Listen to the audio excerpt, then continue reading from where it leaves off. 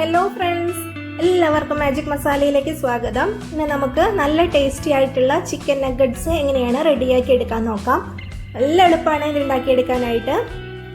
Evening snack ആയിട്ടും starter ആയിട്ടൊക്കെ use ചെയ്യാവുന്നതാണ്. അപ്പോൾ ഇതിനായിട്ട് 300 ഗ്രാം ബോൺലെസ് പീസ് ചിക്കൻ എടുത്തിട്ടുണ്ട്. നമുക്ക് മിക്സിയുടെ ജാറിലേക്ക് ഇട്ട് കൊടുക്കാം.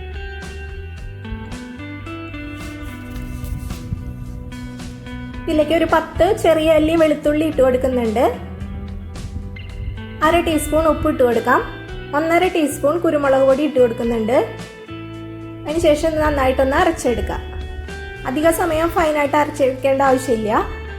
ഒട്ടും വെള്ളമില്ലാതെ വേണം ചിക്കൻ നമ്മൾ അരച്ചെടുക്കാനായിട്ട്. ഇത് അരച്ചെടുത്തിട്ടുണ്ട്. ഇതൊരു ബട്ടർ പേപ്പർ വെച്ചിട്ട് നമുക്ക് അതിലേക്ക് ഇട്ട് കൊടുക്കാം. ഇതൊന്ന് പരത്തിയെടുത്ത് നമുക്ക് ഷേപ്പായി കട്ട് ചെയ്തെടുക്കേണ്ടതാണ്. അപ്പോൾ അതിനായിട്ട് ഒരു ബട്ടർ പേപ്പറിലാണ് ഇട്ട് കൊടുക്കുന്നത്. ബട്ടർ പേപ്പറിൽ ഇട്ട് കൊടുത്താൽ ഇതിങ്ങനെ ഒട്ടിപ്പിടിക്കാതെ നമുക്ക് ഈസി ആയിട്ട് എടുക്കാനായിട്ട് പറ്റും.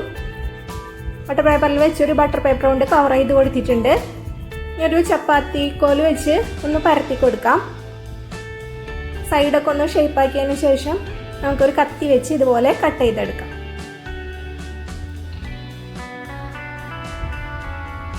നല്ല എളുപ്പത്തിൽ കട്ട് ചെയ്തെടുക്കാനായിട്ട് പറ്റും.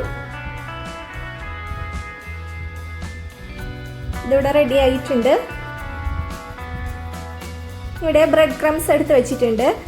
ഇത് വീട്ടിൽ തന്നെ ഉണ്ടാക്കിയെടുത്ത ബ്രെഡ് ക്രംസ് ആണ്. നല്ല ഈസി ആയിട്ട് ബ്രെഡ് ക്രംസ് വീട്ടിൽ തന്നെ നമുക്ക് ഉണ്ടാക്കാനായിട്ട് പറ്റും.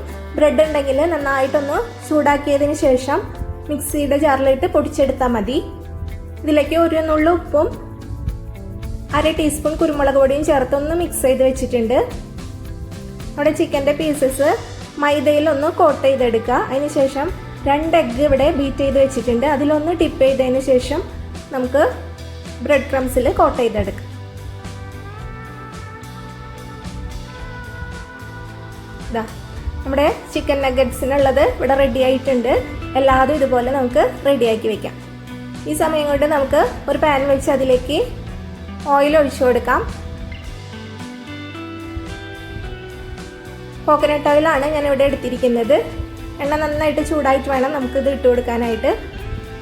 എല്ലാതും നമുക്ക് ഇതുപോലെ റെഡിയാക്കി വെക്കാം.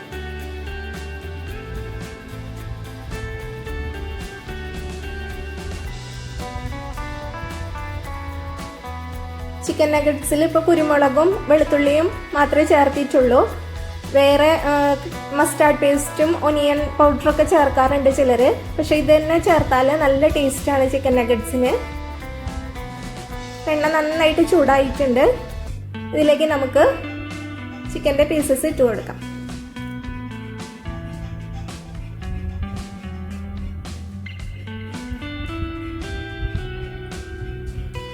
ഒരു ലോ ടു മീഡിയം ഫ്ലെയിമിൽ വെച്ചിട്ടാണ് ഇത് ഇട്ട് കൊടുക്കേണ്ടത്. അല്ലെങ്കിൽ പെട്ടെന്ന് ഇത് കളറ് മാറിപ്പോവും. നമുക്കിത് നന്നായിട്ട് കുക്ക് ചെയ്തെടുക്കേണ്ടതാണ്. ഒരു സൈഡ് ചെറുതായിട്ട് ആയിട്ടുണ്ട്. നമുക്കിത് തിരിച്ചിട്ട് കൊടുക്കാം. ഇതുപോലെ തിരിച്ചു മറിച്ചിട്ട് നന്നായിട്ട് കുക്ക് ചെയ്തെടുക്കുക. ഫ്ലെയിം ഒട്ടും തന്നെ കൂട്ടി വയ്ക്കരുത്. അപ്പോൾ പെട്ടെന്ന് മേലത്തെ ഭാഗം കരിഞ്ഞു പോവും. അകം വെന്തിട്ടുണ്ടാവില്ല. അപ്പോൾ ഫ്ലെയിം എപ്പോഴും ലോ ടു മീഡിയത്തിൽ വെച്ചിട്ട് നന്നായിട്ട് ഫ്രൈ ചെയ്തെടുക്കുക. ഇതിവിടെ റെഡി ആയിട്ടുണ്ട്. നമുക്ക് എടുത്ത് മാറ്റാം.